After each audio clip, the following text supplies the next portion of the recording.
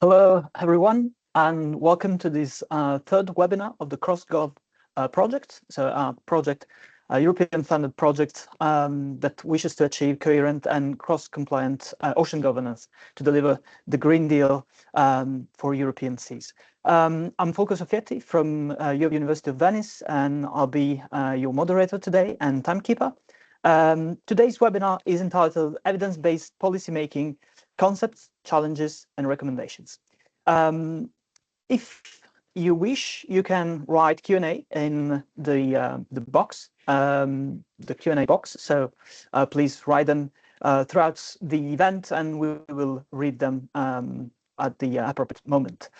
But let's see who we have here today. So I'll start with Ginevra Capurso, who is a policy researcher at CNR-ISMA. We are also joined by Emiliano Ramieri, research manager at CNR-ISMA, Sasho Gorians, project manager for ocean policy and governance at Acteon, Mauro Randone, who is joining us online, regional project manager at WWF Mediterranean, Judith van Leuven, associate professor at Wageningen University and researcher, and Andrea Barbanti, research manager at CNR-ISMA. I think we can get into business without further ado. And my first question to introduce the topic is directed to Andrea. So hello, Andrea. Can you please introduce a little bit this complex topic and its concept for evidence-based policymaking? Sure. Good morning, Folco. Good morning, all. Well, to answer your question, let me just share the one single slide I prepared.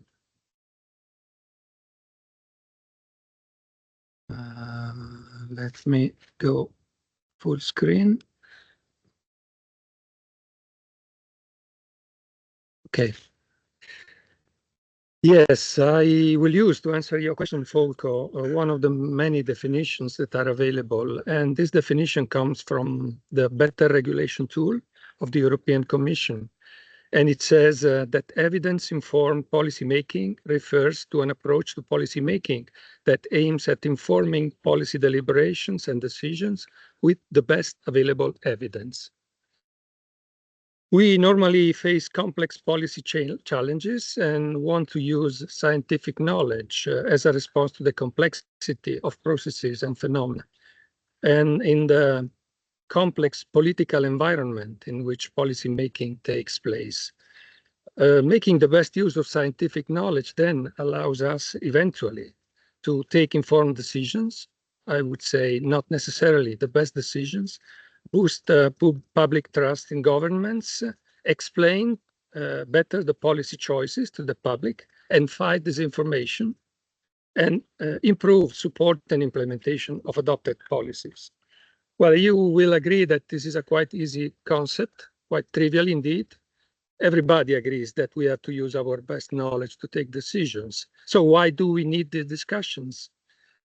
The answer to me is because it is much more complicated than it appears, because indeed evidence-informed policy making, as you will see in a while during the webinar, involves many different dimensions.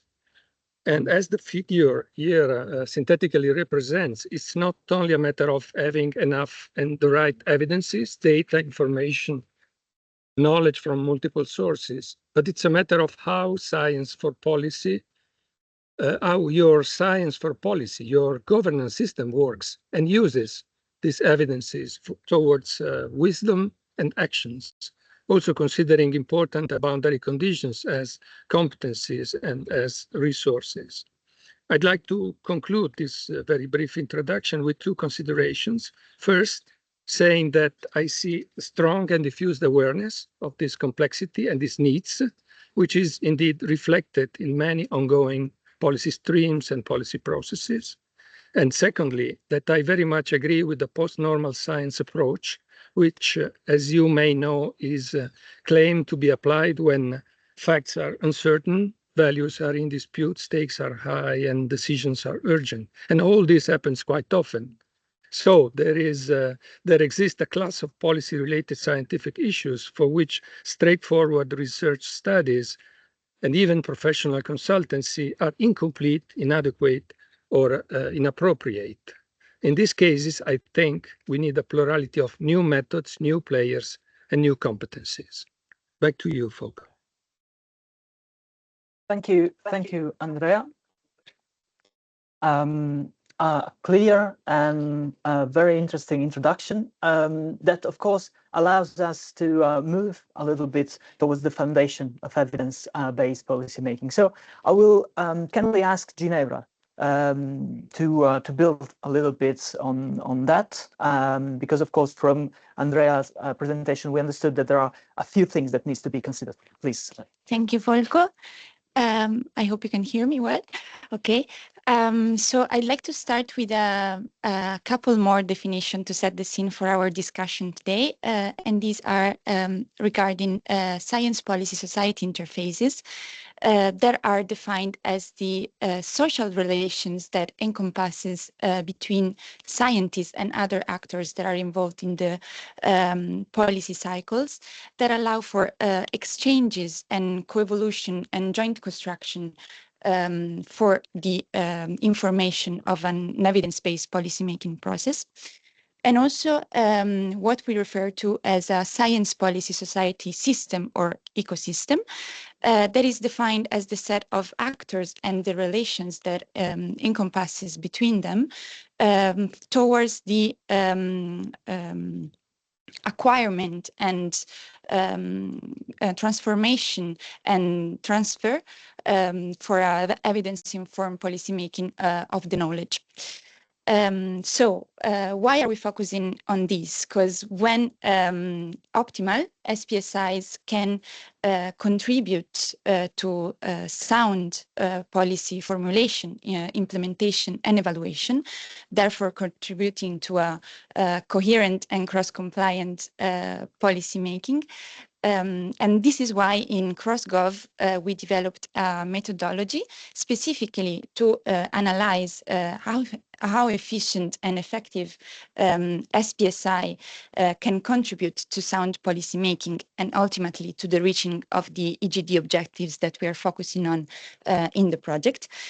With the aim of identifying which are the elements and mechanisms that act as a barrier and enablers in this context for an efficient SPSIs. And for this, we developed the methodology and then we applied it both at the policy formulation stage at the EU level and at the policy implementation stage through some case studies. With the aim of identifying recommendations on how to better enhance SPS functioning. For this, we developed a step-by-step methodology that you see here in the slide, made of 4 main steps.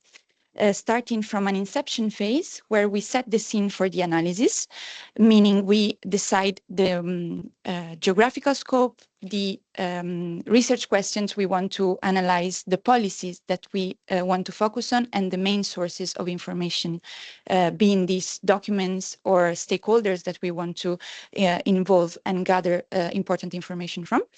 Then we move to the step 2, that is defining, going back to the definition I just gave, the SPS system under analysis. So all the actors and the relations that encompasses between them.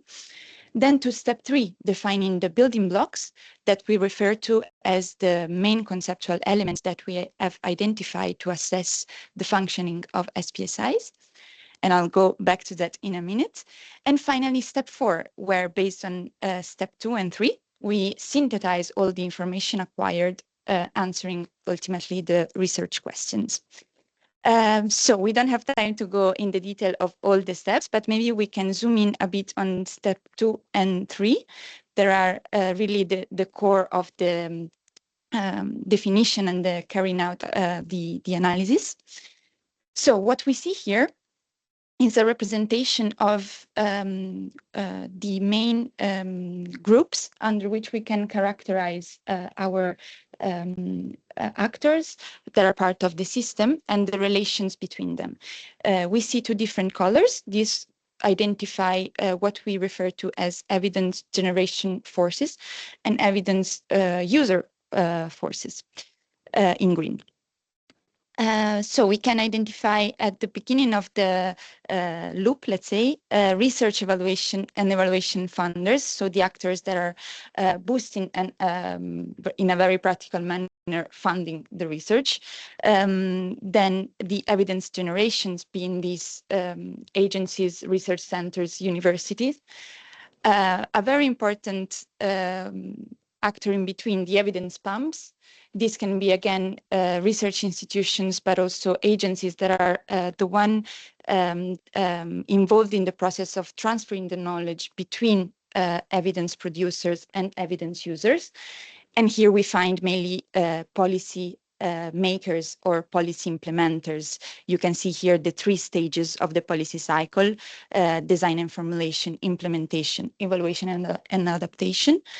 And then we also identify hybrid forces that are part of the system and contribute in this exchange, both as generators and users of evidence. Here we have the business actors, being these small, medium enterprises, trade unions, bigger enterprises, and the civil society. That is not only providing knowledge, but also legitimacy, credibility, and transparency of the decisions that are made. Then we can briefly pass to step 3 with the main building blocks that we have identified. So, as I said, these are the main conceptual elements that we include in assessing the functioning of SPSIs. These are 6 and can be characterized as outputs, methods, and inputs. In the outputs, we find data and knowledge. So basically, how data is acquired and made available towards evidence-based policy and decision-making.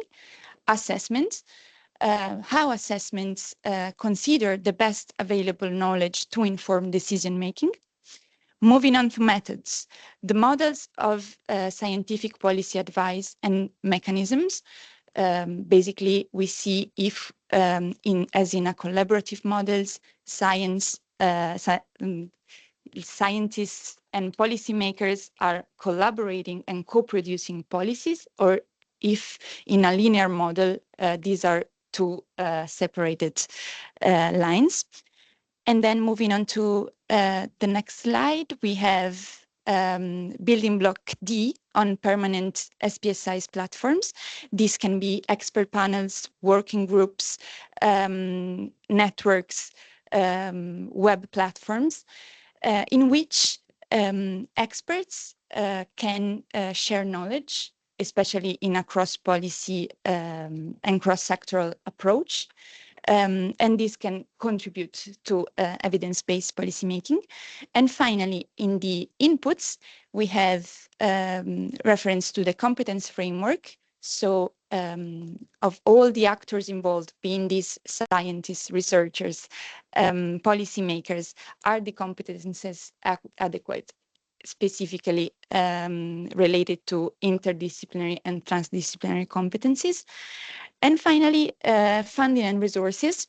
So how funding and resources are made available and affecting the functioning of the transfer of knowledge.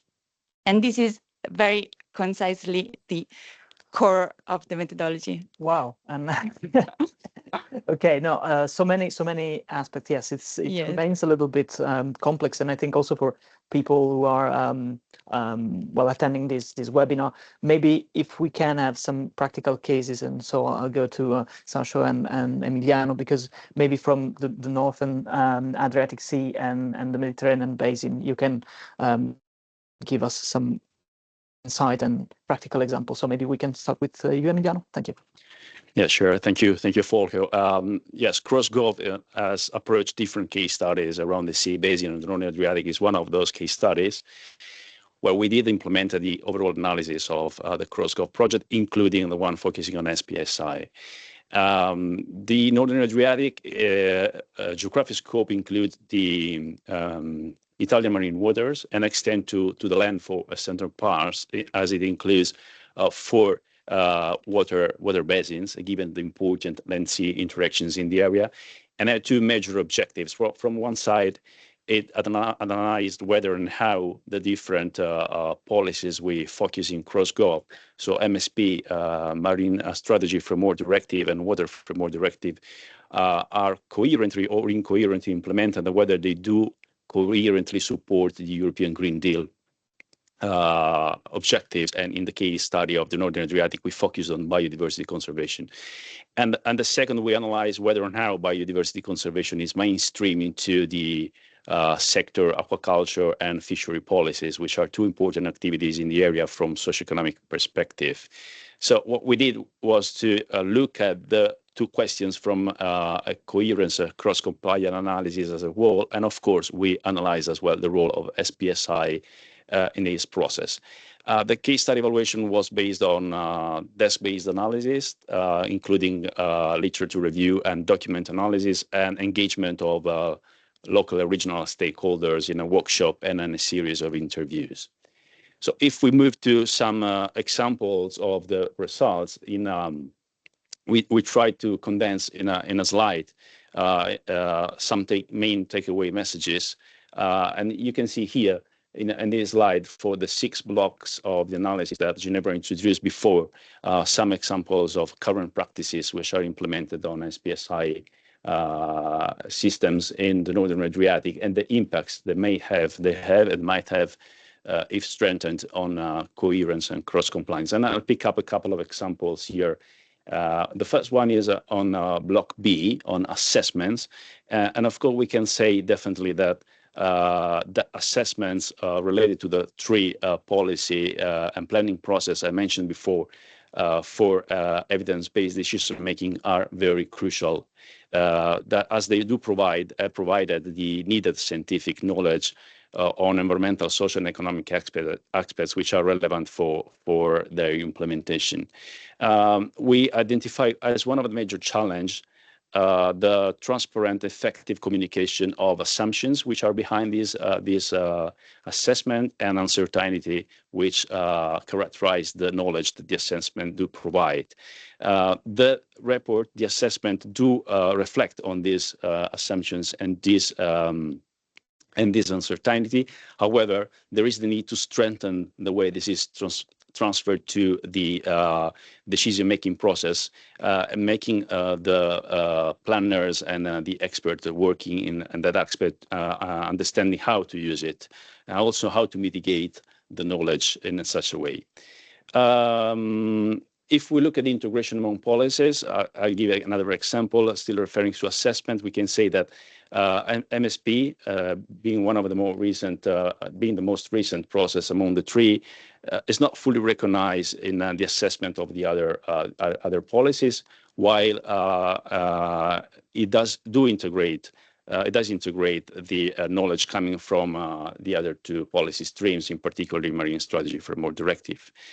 Moving to the second example, I will pick up blocks D and E. Reflecting on the competence framework and SPSI platforms which are available in the Northern Adriatic Sea. And we can argue that specialization, sector-specific knowledge, skill gaps, and different technical perspective of the actors involved in the 3 processes in the Northern Adriatic do represent the major constraints towards the coherent integration of the policy and the collaboration among the different policy and planning stream. There are possible solutions. In this area, there's been quite a plethora of project-driven initiatives that led to several workshop and training initiatives, and there is the need to capitalize on them, as there is the need to strengthen and putting in a coherent network the several platforms, as SPS platform, which are available and can be used in the area, or even used in the area, moving from the international to the national and the local one. I'll just mention an example to conclude my answer to your question, still referring to the MSP, the Maritime Spatial Planning Process in Italy and in Northern Adriatic. In that case, MSP technical committee has been put in place, and including 5 ministries and all the coastal regions, including the 3 coastal regions of our case studies. We jointly developed the plans in a coherent way from the national level to the regional level, and were supported by a scientific team of experts, which actually acted as an SPI mechanism, as a knowledge broker for the information which was needed and is still needed for the MSP planning process. Thank you. And I know it's not easy to summarize all these effort, but please, let's move to Sasha then. Thank you. So my case study, or our case study, was focused on the whole of the Mediterranean. So I'll just give a quick context on how this differs from the implementation in the North Adriatic case study. So the Mediterranean Sea as a whole is the largest enclosed sea on the planet. It is one of the global biodiversity hotspots, and it is also one of the most intensely anthropogenically used seas in the world, with large tourist influxes every year, large coastal populations, a lot of need for seafood. At the same time, there is also biodiversity is degrading in the region, and the sea is also warming faster and acidifying faster than the global average due to climate change. So this case study focused on the entirety of the Mediterranean Sea, particularly on the fisheries, biodiversity, and climate change policies, which are all transnational in nature, and no single state along the Mediterranean can address them fully or very effectively on their own. So this case study focused on the international context, international level, international institutions, the interplays between them and between the Mediterranean level institutions and the EU. So the full implementation of the SPSI framework, as Ginevra has presented it, has been slightly challenging in some cases, because a lot of the processes happen at national level. And there's a lot of parallel processes that are going on at the same time. There's a lot of institutions from national to international, regional, sub-regional levels, and it's not always easy to follow. But still, there's been some interesting insights generated through this application of this framework, even so. So in terms of the results that we found, is that funding is always mentioned as a huge issue, and it's leading to lacking data and knowledge that is supposed to support policymaking at the level of the Mediterranean. However, that being said, there's also quite a lot of knowledge products that are being produced and assessments that are being produced at the level of the Mediterranean, which are improving in their quality, they're improving in their legitimacy. So we have MEDEC reports on climate change, we have the state of the environment and development reports, we have the state of fisheries reports, we have the quality status assessments, and all of them, they do acknowledge their gaps, and obviously there are data gaps, there are things that should be improved, but they are a good basis for decision making. On a less positive note, the SPSI processes in the Mediterranean are still largely linear and highly formalized. So basically you have national experts that need to feed their knowledge to a national focal point that then transfers it into working groups at the Mediterranean level, which then transfer it to the Mediterranean level decision making. And this is a bit cumbersome to work through. There is a lot of leakage of knowledge in between. And at the same time, it also entrenches the sectoral silos. So when we talk then about fisheries, biodiversity, or climate change policies, we still have experts that are largely separate into 3 silos and work with their national focal points going in their separate pathways. They do not interact much. Therefore, to transition towards a more collaborative SPSI, which is what Ginevra and Emiliano have been mentioning, is something that we would need, would require further capacity building at the level of the Mediterranean. It was one of the parts that was hard to assess in this case study, because most of these processes happen at the national level. But the Mediterranean level institutions are already engaged in a lot of capacity building, particularly along the southern and eastern part of the basin.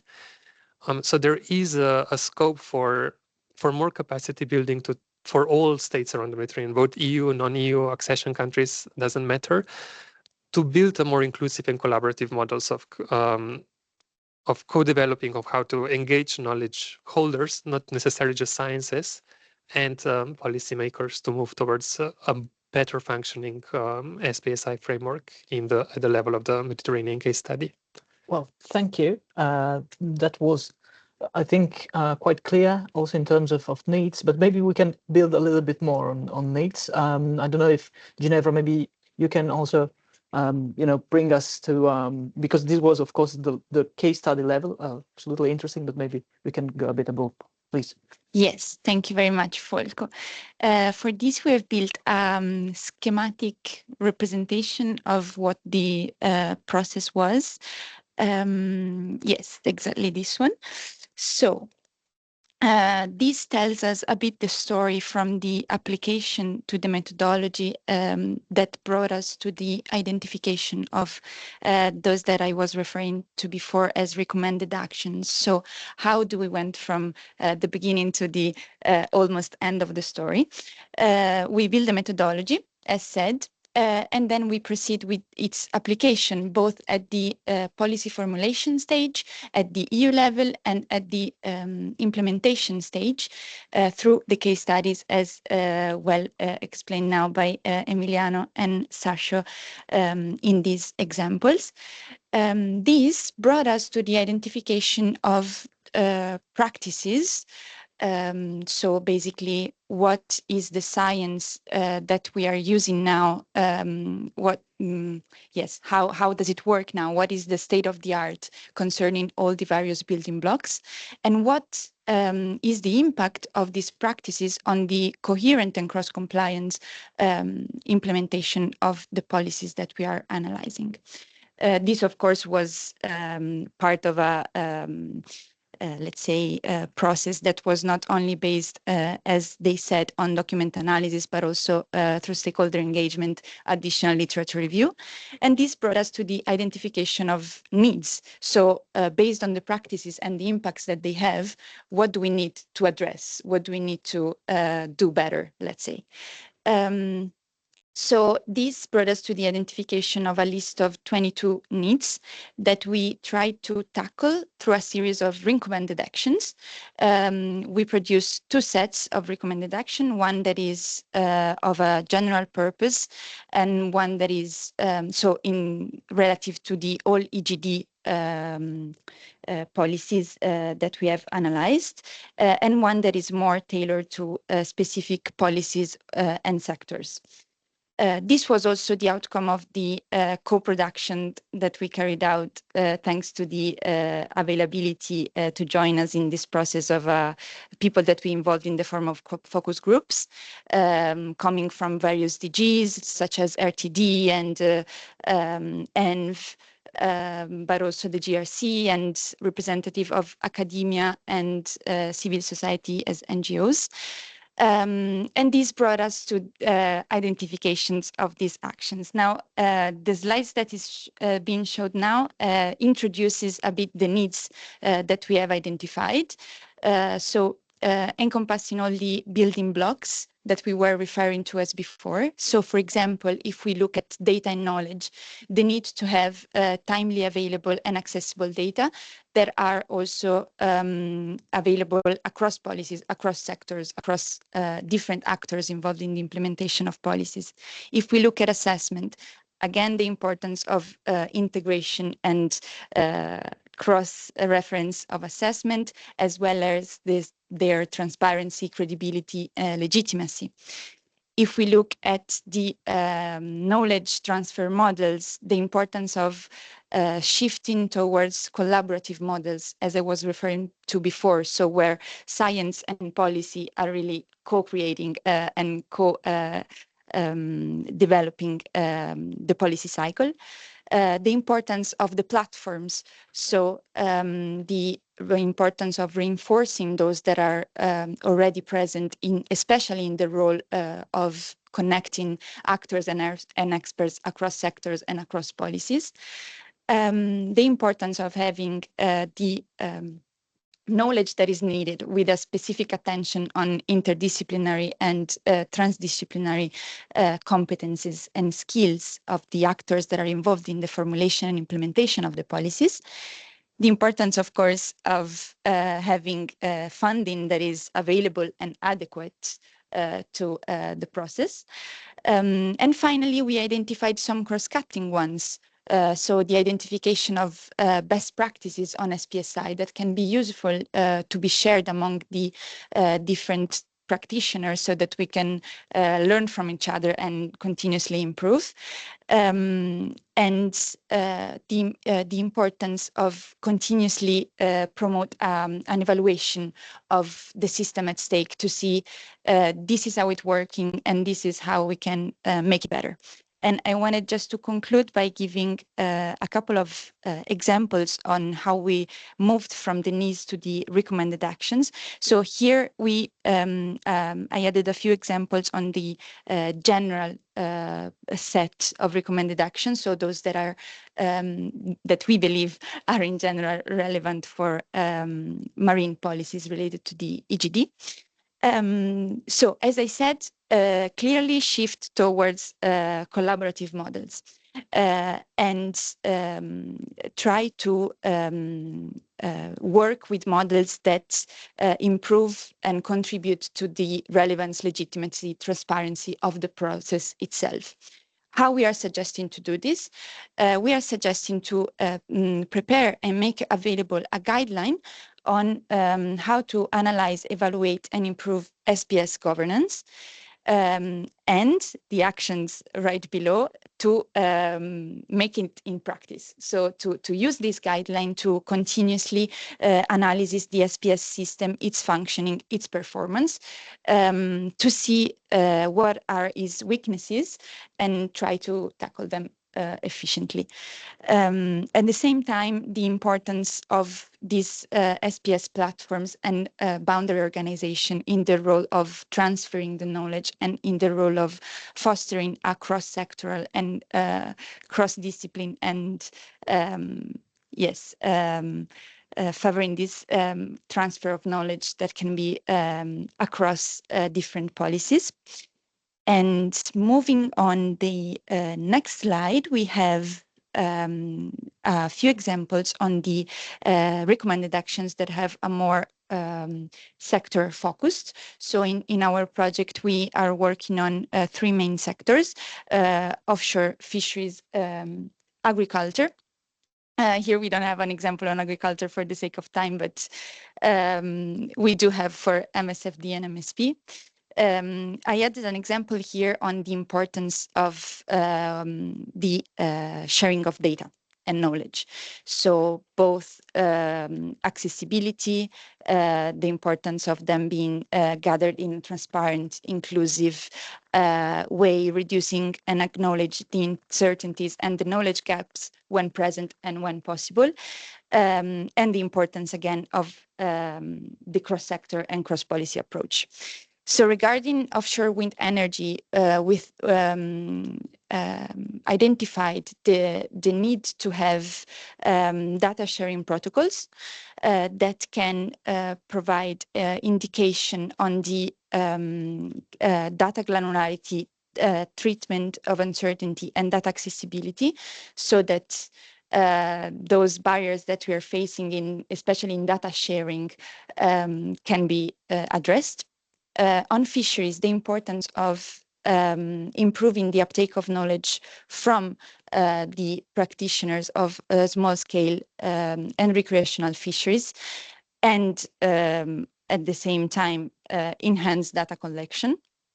And on MSFD and MSP, the importance of improving data sharing facilities across the two directives, both at the EU level and at the national level, to continue foster the coherent design of the policies in their objective and in their implementation. Thank you. Very intense, but very intense. No, yeah. But I mean, it was absolutely interesting, and I mean, you mentioned several aspects that would need a bit more of focus, but of course you mentioned the co-production. So maybe I'll try and go to ask our experts that are unfortunately online but are with us, to ask them about their perspective in this co-production approach. So please, Mauro, can you hear us? Yes. I can hear you, Folco, and thank you again for inviting us. Also, thanks to all the speakers. This was extremely interesting and relevant.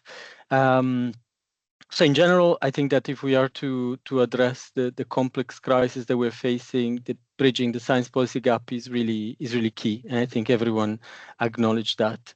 In the context of climate change is the clear example, but it's relevant across the board if we think about issues like overfishing, pollution, biodiversity loss.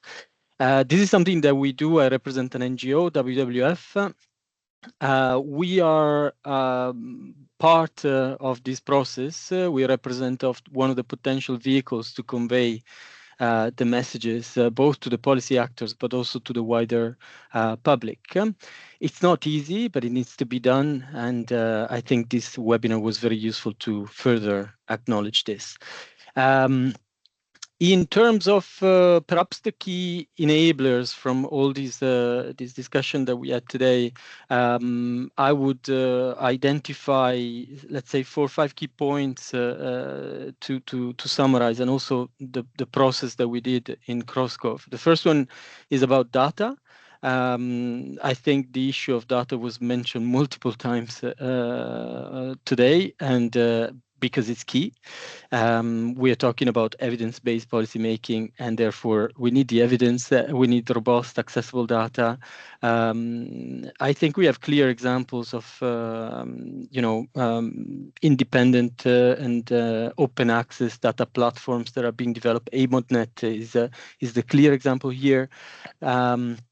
But also, Ginevra mentioned earlier the standardized data sharing protocols for the offshore industry, not only the offshore wind industry, but this can be applied to a number of different businesses. This is key to start introducing these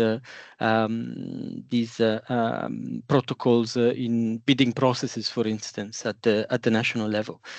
The other key point, and I'm a little bit self-referential here, but of course, the engagement of civil society is critically important, and I put it at the same level as public participation is probably a part of it. It's captured in step 2 of the CrossGov operational procedure I was mentioned before. It's key because the NGOs are sort of in between sort of the policy sphere, the research sphere. We are in touch with the communities, and therefore, we can be very instrumental in this process. Perhaps here it's worth mentioning the fact that we are getting more and more engaged in various Horizon projects and more engaged in various research initiatives in Europe. Now the situation is getting a little bit more complex because of all the attacks that the NGOs have received, especially at EU level, and the difficulties that we're facing, particularly in getting involved in advocacy work. But we, as I mentioned, it's a key role that we cover, and we would like to, of course, protect it. The other point was the need for that I wanted to highlight was the need for policy coherence, and also the long-term vision. We talked about MSP, MSFD. This is a key element that we're addressing in a sister project of CrossGov, which is MSP for Bio. And yeah, feel free to reach out if you're interested in this, but this is a key element. And closing with highlighting once again the need for adequate funding. We're talking about supporting the multiple dimensions of SPSIs, and without funding, we know that this is unfortunately expensive, especially the engagement component. But funding is essential. Perhaps one final point, I echo what Sasho said before.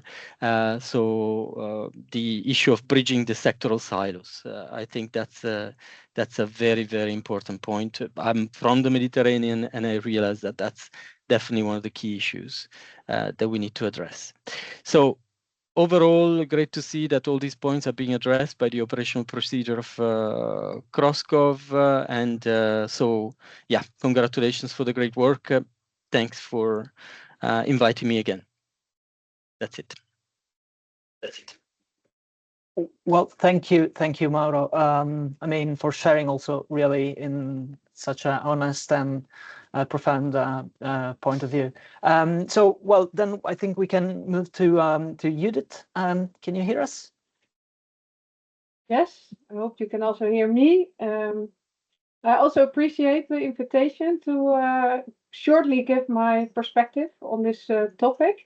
And I want to congratulate CrossGov for the work they've done, because you've done really impressive sort of meta-analysis of the steps and aspects involved in science policy interfaces and interactions to promote evidence-based policymaking. I'm also a social scientist, so I'm coming. My questions are largely related to the role of social scientists, marine social scientists in this space. One question is, you talk about competences and the need to build competences, and I was wondering what competences do you see are difficult or are lacking at the moment, and especially I think partly from the scientists and also social scientists that are participating in evidence-based policy making. And the other question I have, maybe to say a little bit more about those competences, because I'm also involved in transdisciplinary research, so co-producing results and governance strategies with end users in the Horizon Europe project as well. And there's always this sort of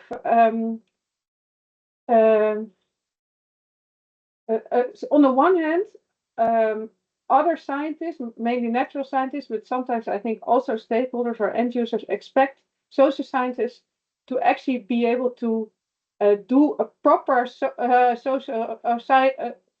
policy interface. Sorry. So, like we can design a good process for interaction. And that's partly, I think, the case, but partly it's also not the case. We analyze these processes, right, as well. So we have dual roles. So that's one thing. And the other thing is indeed that in academia, sort of the attention and for such skills and the time needed to properly do co-production is also, an issue. Funding there plays an important role, of course. And another point I want to then make is, okay, what is then the role of scientists? Of scientists in general, you talk about these boundary crossing organizations, for example, that are needed. But that's partly that those are scientists again. So I really see how scientists can play multiple roles in the science policy interface and interaction. So I was just wondering whether you can unpack that a bit more. Thank you. Well, thank you, Judith. Actually, I mean, of course, for your remarks, but also for opening basically the question session. So I think we can start from there. Then, of course, there is the Q&A box. But let's start with what you just suggested. So I don't know if someone of you would like to build a little bit on that, maybe in terms of competencies or how to also support scientists, because it seems to me that really the lack of time and resources is somehow an issue. Anyone? Yeah, please, Sasha. Yes, thanks. So I'll start with the competences and I'll leave the other two questions to my colleagues. Also being a social scientist, as a disclaimer, I would think that in terms of competences that are lacking or difficult, there is often the issue of like the linear science policy interfaces that is mentioned within the SPSI framework as designed within CrossGov is still that we or a lot of people involved in this process is still consider it as being linear. So science, academia, knowledge holders produce new knowledge, and that is then directly transferred into good decision making, which is I think also what Andrea mentioned in the beginning, that evidence-based policy making might not necessarily mean making the best decisions. And I think we have quite a pronounced lack of competences on the social side of these interactions. So how is this knowledge understood? How is it interpreted? Which values, biases, social, psychological factors affect the transfer of knowledge into decisions? Like what other things beyond evidence and data affect decision making in the end? I think we tend to forget a lot of these other, or not engage with a lot of these other aspects. And it is something that both a lot of the scientists are not really great at engaging with these other things. And on the other side, the decision makers are also very much focused on getting the evidence basis for their policies, but then also not engaging with these other factors that affect this transfer. So I think there is quite a pronounced lack in competencies on that. Yeah, then of course, I mean, not all, as you were saying, not all scientists are these. Maybe they don't think it's part of their daily job. So, well, very interesting. Please. If I can continue on what Sasha was mentioning, I think it is also a matter of making scientists talking each other. I mean, the scientists are very much looking at their specific competencies, knowledge, and interest, and there is the need of figures that facilitate the scientists to understand each other. Sometimes it's very matter of understanding, which is preventing integration and collaboration, and conveying the same message to the decision-making and policy-making process. Evidence-based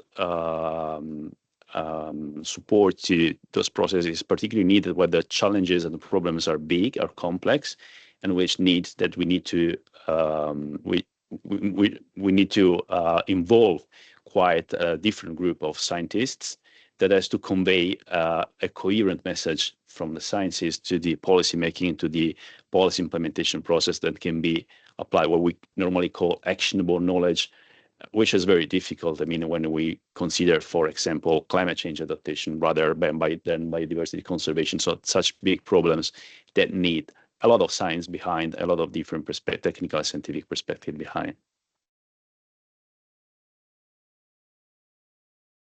No more. If you want to add something. Can I add? Yes, absolutely. Yeah, I was reflecting a bit on also how to connect these questions that we had. So the thing of the competencies, I was reflecting about also building on what Emiliano and Sasha just said, the importance of being able to communicate. It's not only a matter of gathering information, it's also a matter of how you convey the message. And this in two senses, both to society and to, so in a not univoc relations, but in a bilateral relations, how do you communicate? So how you make sure that science is based on the best available knowledge that is also the one coming from society, and how do you make society aware, and you build the awareness and on the importance of having a policy making process that is based on the best available knowledge. And on the one hand, the communications, as Emiliano was mentioning, to policymakers. So the importance of having fora and mechanisms that makes science simplified, but not too much simplified message to be actually useful and to be used, to be fed into the policymaking process.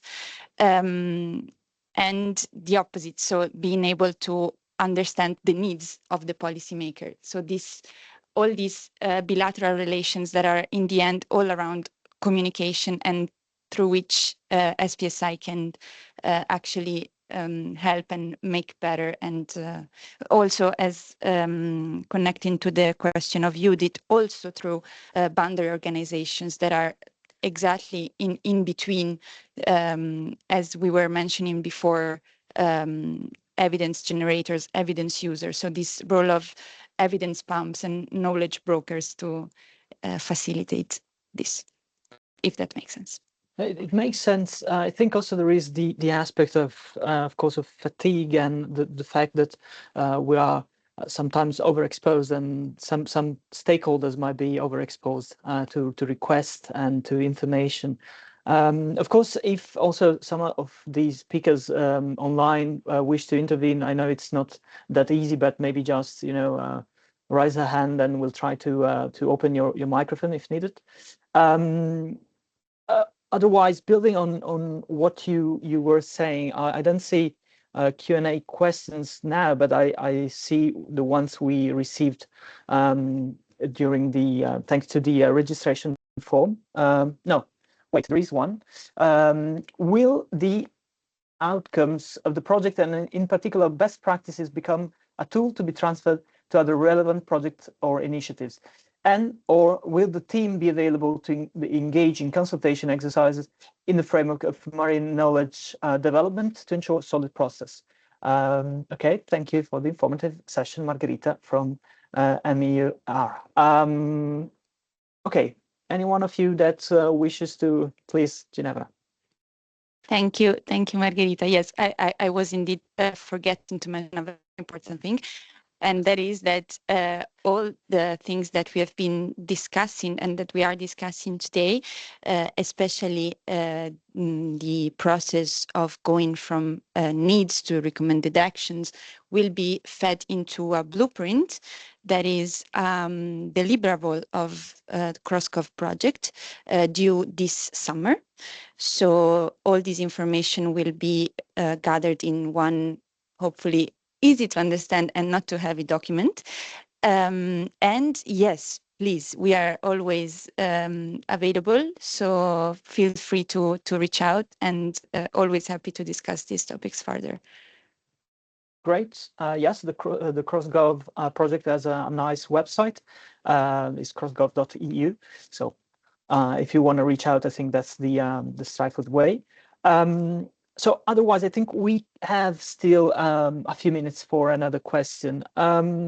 Maybe, and also building on what you were saying, Ginevra, before Margherita's question, there is the problem of raising awareness about the anthropogenic impacts,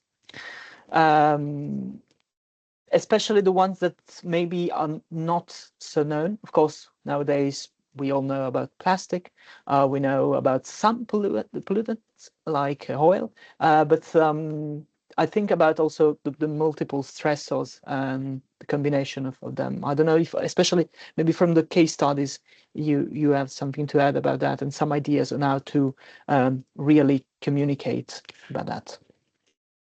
I can try to partially provide an answer to this question. I think here, this is a point where the science has a clear role. I mean, scientists are called to investigate those problems which are emerging problems before they become proper knowledge for everyone, for the society. And it is rightly the role of the scientists to make these problems or solutions emerging in the right way from the science to the practice. There are several examples we can mention which are relevant for the Northern Adriatic Sea, for sure, but I mean for several seas. You briefly mentioned the issue of cumulative effect assessment. That's definitely one major theme in a major topic in any assessment of status of the environment at sea, and the way this can inform or should inform the identification of solutions through plans and programs. And there are tools around. As CNR, we have also developed our own tool for cumulative effect assessment. The way this has to be operationalized is still a topic under discussion, and the way the knowledge which is produced can be used in the policy stream is very, very important. There are then a number of other specific topics that can be mentioned as examples of what the science can bring to the policy in right time. Like, for example, I can mention the impact on underwater noise to target species. Again, referring to the Adriatic, we can mention tursiops and sea turtle due to the condensed traffic occurring in this maritime traffic occurring in this area. Thank you. I think, yes, probably what you were saying is absolutely true. Like, scientists do have an important role, but then I think that also some channels or tools need to be put in their hands to reach also maybe areas that are less opportunities. Like I mean, we're in Venice. There are a lot of opportunities to exchange knowledge, but maybe in some other areas it's not the same. So I think there is a question from Judith. I don't know if she want to open the mic. Yes, thank you for giving me another opportunity. Thanks. I was wondering, because I was triggered from Sasha, well, various things that were said around people that might not be heard or whose local knowledge is not being recognized. And that also brought me to thinking about, to what extent have you been thinking about dealing with contested knowledge or differences in knowledge or differences in interest, which mean that one sort of side of coalition of stakeholders doesn't want to hear the science or the local knowledge, whereas others do want to hear it. So sort of the politics involved in the science policy interactions and interface.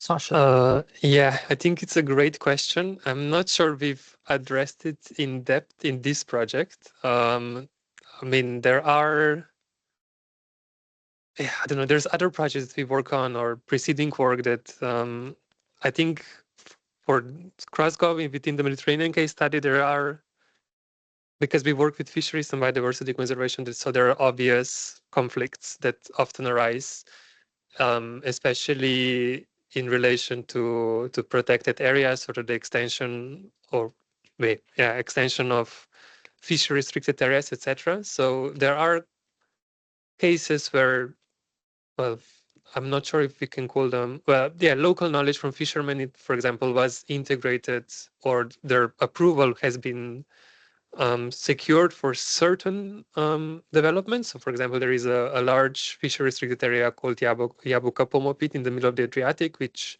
is proving to be quite successful and is rendering biodiversity benefits and is quite well accepted by the fishermen fishing there. But when following the discussions, for example, especially during the meetings where these people come in contact, they do still tend to often talk past each other. So the conservationists or the scientists some scientists would emphasize all of the possible benefits that restrictions of fishing can have. And then you would have the fishermen, local representatives, fishery scientists going in a completely different direction with a different set of data. So I think it's an important thing that might need some further development. We haven't really, well, I haven't at least, really went into detail about the political dimension, the contestation of knowledge within CrossGov, but I think it is something that should be considered more in the future. Well, thank you, Sasha. On this note, I think our time is over. So I'll thank you and thank all of the speakers, Ginevra Capurso, Emiliano Ramieri, Sasha Gordons, Mauro Randone, Judith Van Leeuwen, and Andrea Barbanti online. And just a couple of things. So there'll be a next webinar, which is going to be on the 12th of May. So it's about balancing offshore wind farms expansion with biodiversity protection in the North Sea. So be sure not to miss that. These, of course, are part of our webinar series that is part of the CrossGov online training course, which is, of course, open and you can access on the crossgov.eu website. And of course, if you have feedback on the topics that we covered, please do leave feedbacks. I think for the moment, that's it. And well, thank you. Goodbye.